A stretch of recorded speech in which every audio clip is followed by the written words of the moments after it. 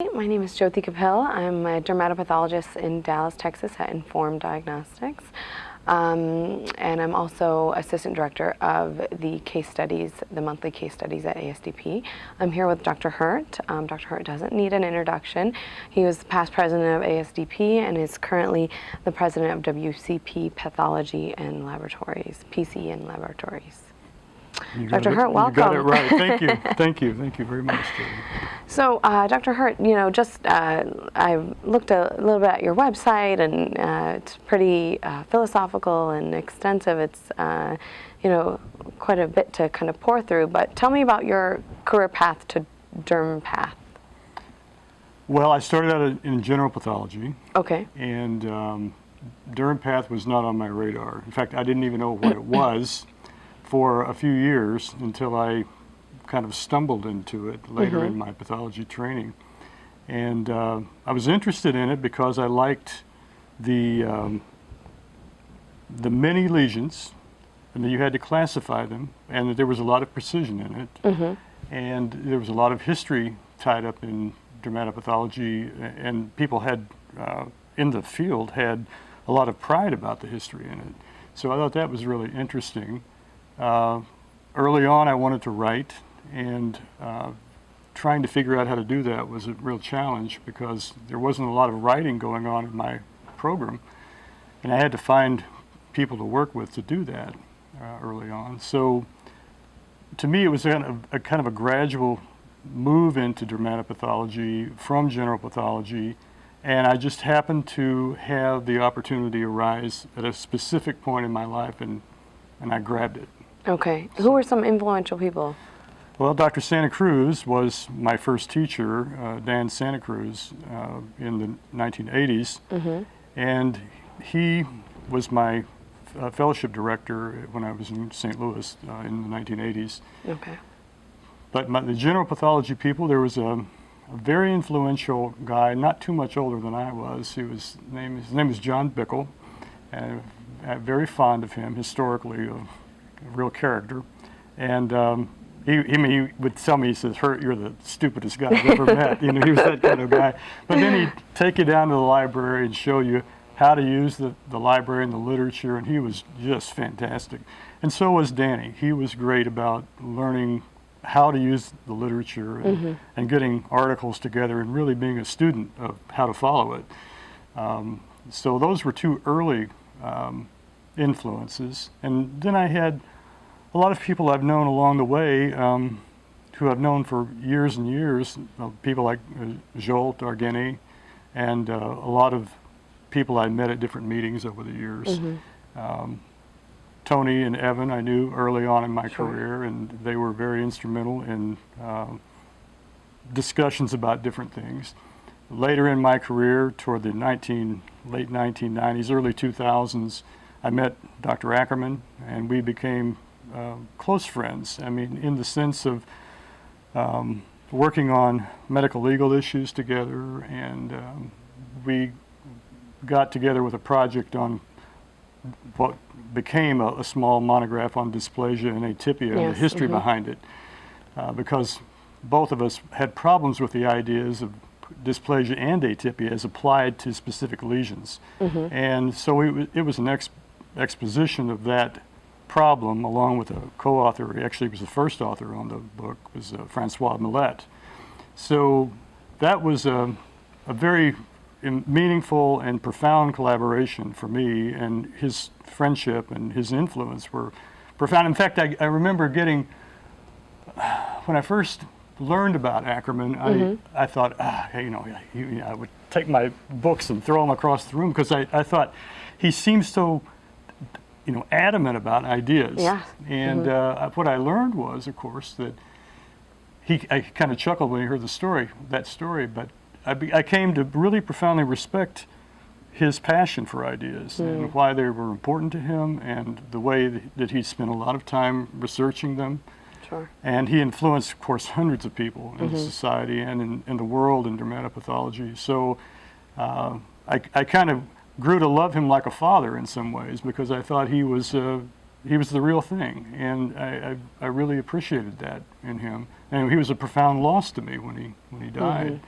So I think when I think about influences, I think fondly of him. I think these other influences in my life, and they all taught me things, and I hope I've been able to impart that to people I've been around, because it's very important. I mean, this is important work, it's profound work, it influences people's lives every day. So Absolutely. I mean, I think I'm very proud of those people I've known and the influences they've had on me. Yes. Very nice.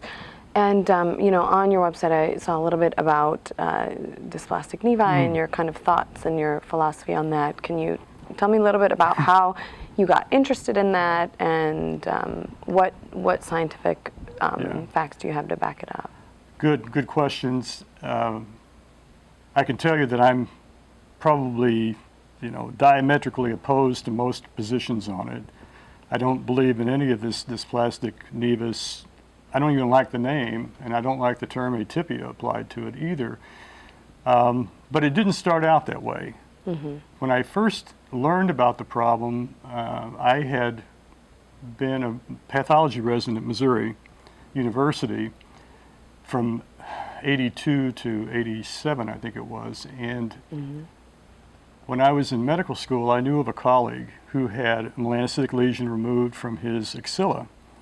And I remember it because it was diagnosed as melanoma. Okay.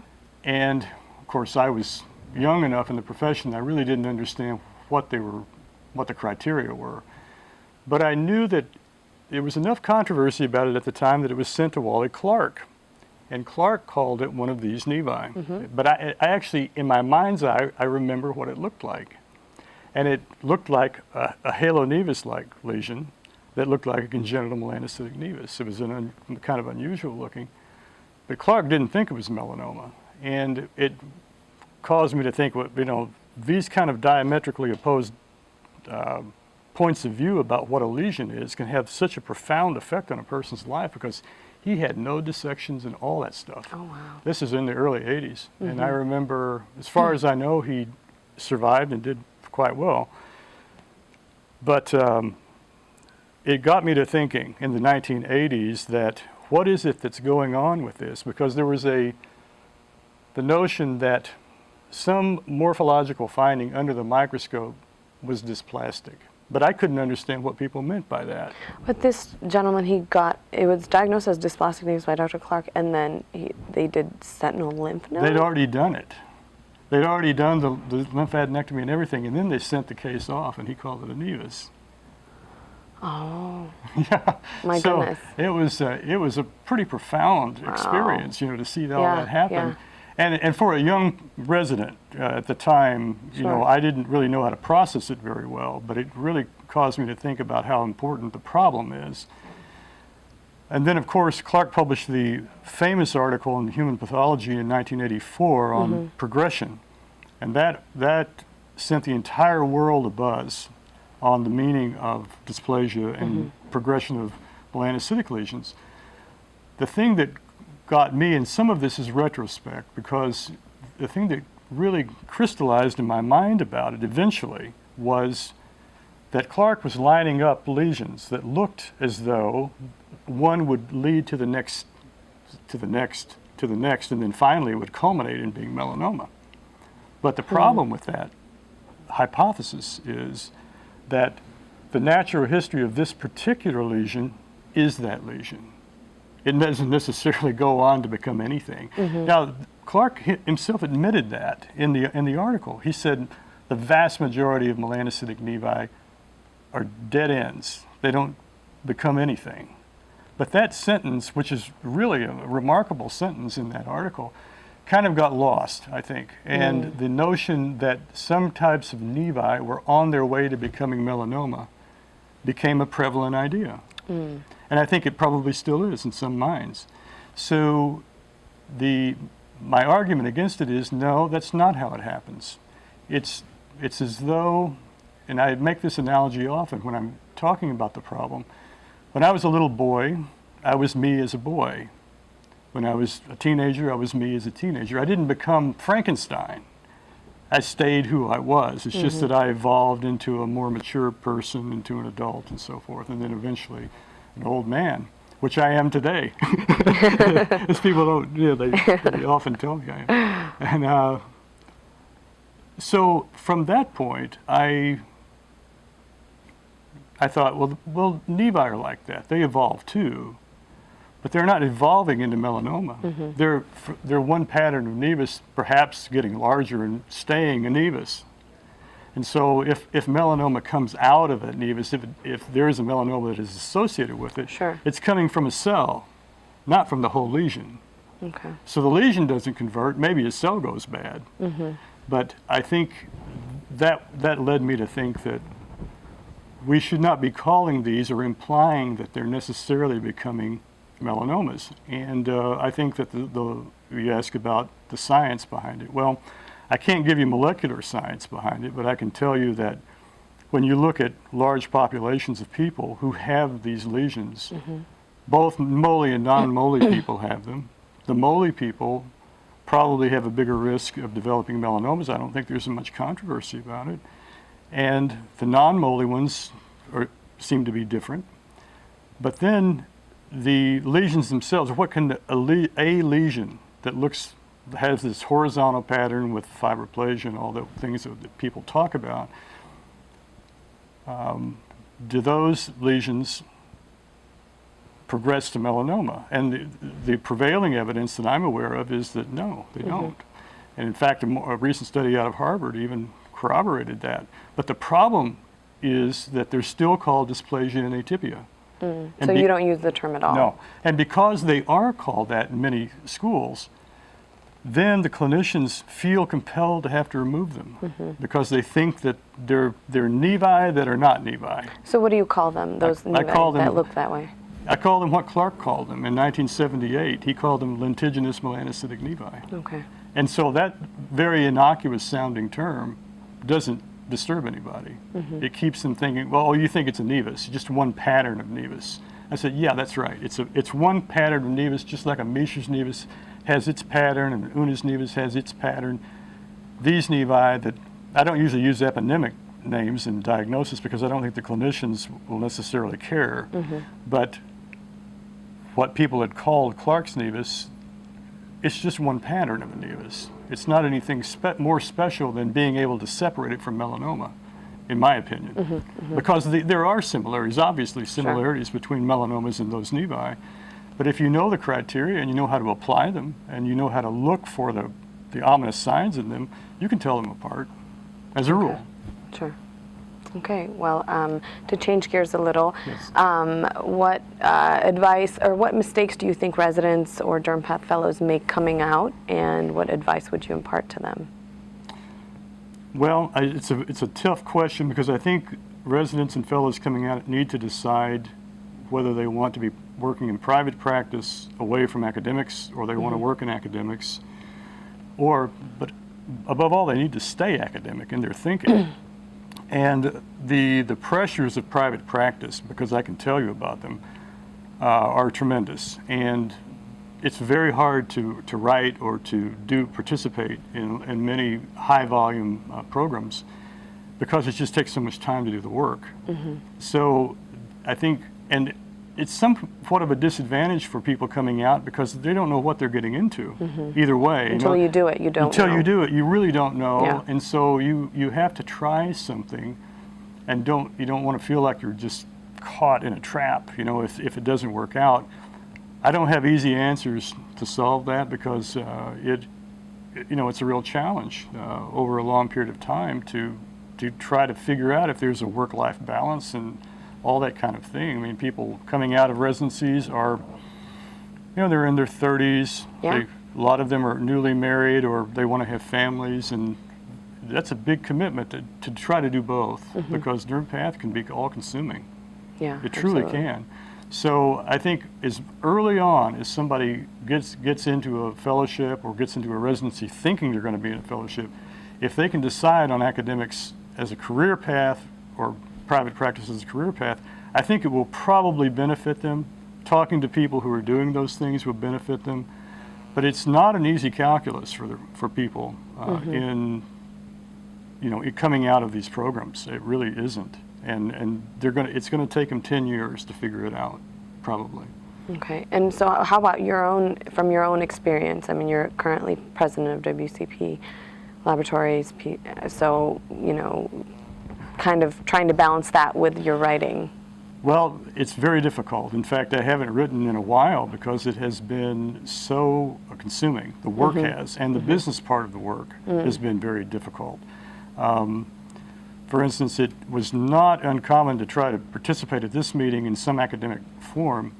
Since I have, left the executive committee and the presidency, it's just been nonstop business, trying to make sure that the corporation is functioning properly and to keep up with all the different legislation that's going on. Absolutely. And all the different administrative aspects of the presidency of a corporation, because you've got financial things that normally I would have spent time thinking about an academic problem, and now by necessity you have to deal with business. Absolutely. You just absolutely have to. Yeah. Yeah. Also, what do you think are some challenges that that dermatopathologists have faced, and some of the biggest challenges in the past 10 years? And what do you think are the challenges yet to come? Good question. I'll have to give that some thought. In the last 10 years, there has been an explosion of molecular information, and so lesions that would have been called, at somebody's best guess, melanoma versus nevus, for instance. Today, you can actually take those and see what their genomics are. You can see if they have the genome like a nevus or a melanoma. And I always tell my clinicians, I said, this is an expensive test. Here's a young person who's got this lesion, it's weird looking, and do you want more specific information or not? Because it may be very helpful to them. And so that's one big challenge. And then I think in the next 10 years, that will become like everyday breathing for dermpath people, whereas people from my generation, I'm having to pick it up on the back end. I'm having to kind of learn it. Sure. At the kind of the continued learning that you do as a dermpath, to the best degree I can. Whereas in a person who's going through a program, they're going to get that as part of their training now, right? So that's a big plus, and I think it will be a big benefit for the profession going forward. There's also a trap in that too, in that to ignore the lessons of morphology. A big trap, because the lessons that we had, these fantastic pathologists who predated us, who wrote their entire careers, their papers, on pure H&E morphology. You look at Hellwig, you look at Ackerman's early work. I mean, the entire inflammatory skin book in the early phases was all H&E. Yeah, it's kind of like with internal medicine, how you have the physical just physical exam versus using all the ancillary imaging that they have. So for us, I guess it becomes H&E versus IHC and molecular. And I'm a very big user of immunohistochemistry, and I believe that it's very helpful to use panels to sort out problematic cases and to find structure. Like in melanocytic lesions, it's very good to see silhouette structure. That was something that we didn't have, 20 years ago, or not in really good commercial usage. And I think being able to do that has really helped hone in a diagnosis better. Getting back to, though, the challenges in the past and in the future, molecular is one, continuing to make diagnoses by H&E and have respect for the history of the profession, that's another very big deal. Easily lost, where people coming into the profession lose the roots of why they got there. That's a very big problem, and it's just constant vigilance to keep it from happening. For people to have respect for the history of the profession and for the people who came before. It's a two-pronged thing, where you have the respect for how the science got there, but what makes it human is how the ideas got there, why they came about, and the different struggles that people had with each other over the controversies of them. I think in 50 years, the dysplastic nevus thing will be told in terms of the arguments between Clark and Ackerman, for instance. And they kind of still are. When they were both alive, that's what they did. They argued with each other in public. But I think there will be respect for that history at some point. And I think we'll have a responsibility to try to preserve it so that people understand why there are differences of opinion. I think also in the future, there's going to be challenges with digital photography. We're looking at the thing about digitizing whole sets of things for people to look at and make diagnoses from screens. And I'm not against that. I'm not a Luddite in the sense of, against the technology. Sure. I'm in favor of it because I think it's really great for academic, teaching and for meetings like this. It's great. It is. I'm concerned that getting away from glass will happen if it happens. I'm concerned about it because the real tissue, the real stuff is on that glass, and the digitizing of it it not only adds extra cost to the process, because you still have to digitize it all. Somebody's time is involved with that. Then you have all this big library of these cases, but then you still have the glass. What do you do with that? And then what is the medical liability for it? I mean, I'm concerned about those things going forward for the profession. How are we going to treat that? What are we going to do about that? And I really don't know the answer to it, but it'll work itself out. Yeah. What's next for you?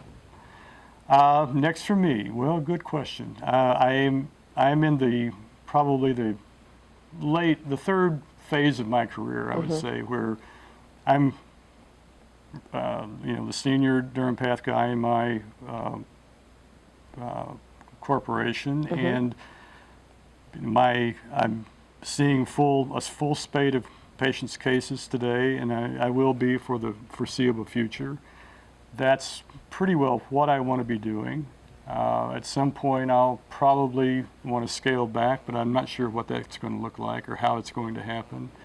And if I could ever find some time to think about some projects, I would like to do that. But that's a little bit hard right now. So I don't get a chance to do a lot of one-on-one teaching other than with my own colleagues anymore because I don't have an influx of residents. But I always enjoyed that, and I'd like to do that again if I had the opportunity, but right now it's just not there. So. Well, thank you, Dr. Hart, for taking your time to speak with us today. I appreciate it.